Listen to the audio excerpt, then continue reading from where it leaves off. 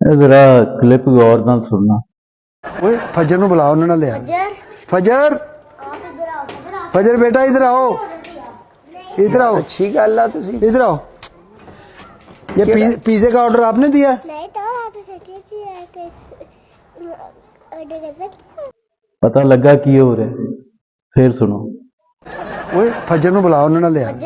फजर फजर बेटा इधर आओ, इधर आओ। अच्छी गल है तुसी इधर आओ। ये पिज़्ज़ा का ऑर्डर आपने दिया?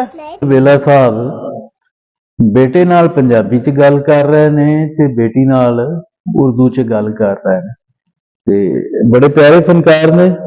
मैं बहुत एहतराम नाल पुछना चाहांगा सलीम अल बेला साहब नू कि ये अपनी जिहड़ी बेजी होरी सन वो की उर्दू स्पीकिंग सन, मतलब धी राणी नाल उर्दू च गल करन दा की मकसद है, ये जरा समझाण फनकार ने।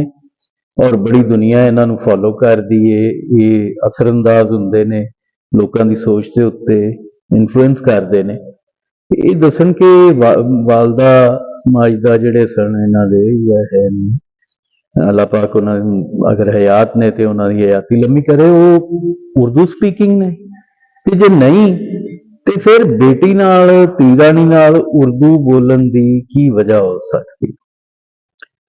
सलीम अल बेला साहब तुसी फनकार हो, बड़े फनकार हो, तो उन तो मिसाल बनना चाहिए। और ये धी राणी है जिहड़ी ये कल नूं मां है मुआशरे दी, ते जे मां ही कल नूं तुहाडी मां बोली नहीं बोलेगी ते फिर की होएगा? और वड्डी गल है, मिहणे वाली गल है कि की असीं अपनियां मावां कोलों शर्मिंदे हां? कि साडियां मावां दी जिहड़ी जुबान सी वो माड़ी सी, साडियां मावां जिहड़ियां सन वो बोलदियां सानू चंगियां नहीं सी लगदियां, की वजह है? ते मैं उम्मीद करना कि तुसीं बड़े प्यारे फनकार हो, इस चीज़ की सलाह करोगे, इस गलती दी अपनी दी। वेखो पुत्तरां नाल तुसीं उर्दू बोल रहे हो तो वो चल जाएगी, क्योंकि पुत्तरां नाल तां मां बोली नहीं बजदी, ये प्यो बोली नहीं गी, ये तो मां बोली। ते धीआं जिहड़ियां ने इन्हां कल नूं मावां बनना है, इन्हां नाल तां हर सूरत तुहानूं पंजाबी बोलनी चाहिदी, अपनी मां बोली बोलनी चाहिदी। ते इहो कुछ ही मैं कहना चाह रहा सां। और वीरां अगे सजना अगे बेनती है कि एक क्लिप जिहड़ा है सलीम अल बेला साहब तक पढ़ाण, ताकि वो इहदे बारे च कोई गौर भी करन और इहदे च कोई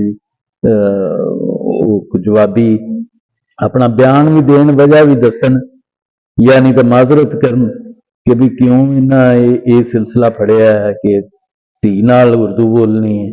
वो धी नाल उर्दू बोलनी मतलब पंजाबी में तुसी की गल है? वो जो पंजाबी दे जिहड़े दुश्मन ने उन्हां दी तरह तुसी पंजाबी नूं गालां दी ज़बान समझदे हो, गैर मुहज़्ज़ब ज़बान समझदे हो। तुहाडे इस एक्ट तो यही लगदा है कि तुसी पंजाबी नूं माड़ी ज़बान समझदे हो और अपनी धी दे लायक नहीं समझदे अपनी मां दी ज़बान नूं। ये बड़ी माड़ी गल है सलीम अल बेला साहब, ये करैक्ट करो, अपने आप नूं ठीक करो। रब राखा।